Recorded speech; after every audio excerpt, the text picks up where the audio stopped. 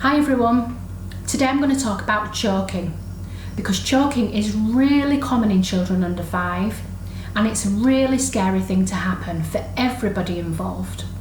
For the child who may begin to panic, for the adult who needs to get into gear and do something with the child, know what to do. It's absolutely vital that we remain calm so that we can follow the steps to helping a child who's choking.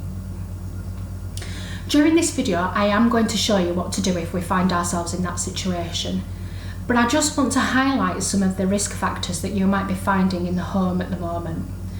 So things like food, for example, that's got to be the most obvious thing because it's something that's purposely going in our mouth. But for children, especially a baby who's just learning how to eat, can be quite tricky because they're still learning to chew and to swallow. So during this time, it's absolutely vital that we sit our child upright, make sure that they are seated in a high chair or a secure seat on a dining table to stop them from falling over and potentially choking on what's in their mouth. Secondly, it's what we're thinking about feeding them.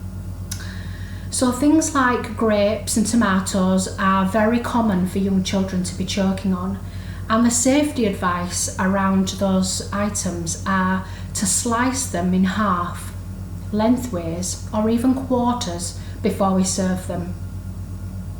And other pieces of food, make sure that they are small enough so that a child, if they do swallow without chewing, they won't become stuck. Other things in the home at the moment might be things like button batteries, any small objects, but in particular toys from older children. So at this time at the moment where we're all at home and you've got different children at home of all different ages, it's important to be mindful of what toys are being left around the younger ones, because some of the toys that your older children may be playing with will be inappropriate for your younger ones, as if they put them in their mouth, they will be a hazard for choking.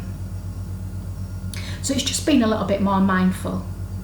But obviously it's really important that we know what to do if we find ourselves in that situation, as many people have.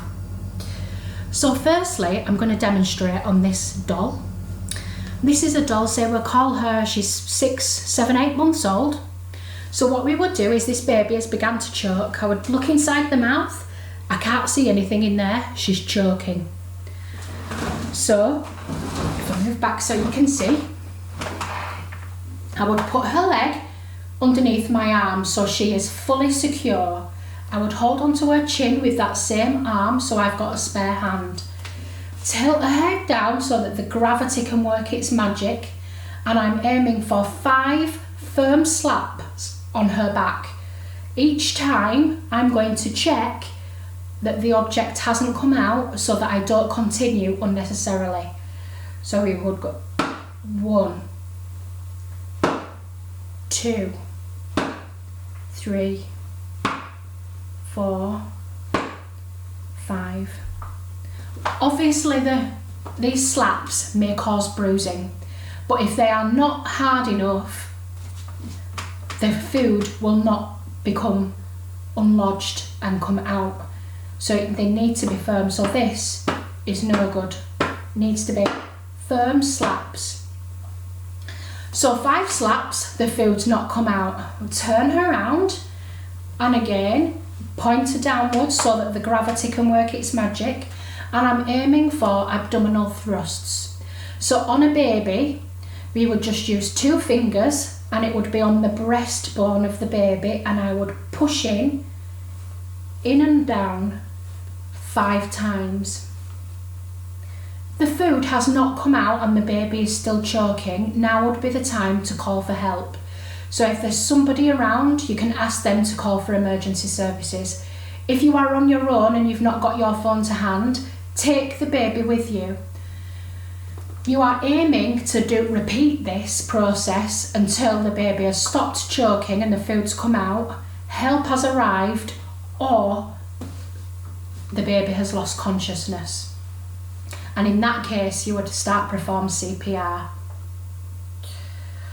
So that is what you would do if the baby started to choke. For a toddler, or another older child, it's the same sort of process, but the baby is being, or the child is being held over your knee, and you will be doing the 5 back slaps, followed by the abdominal thrusts, which would be one hand in and up,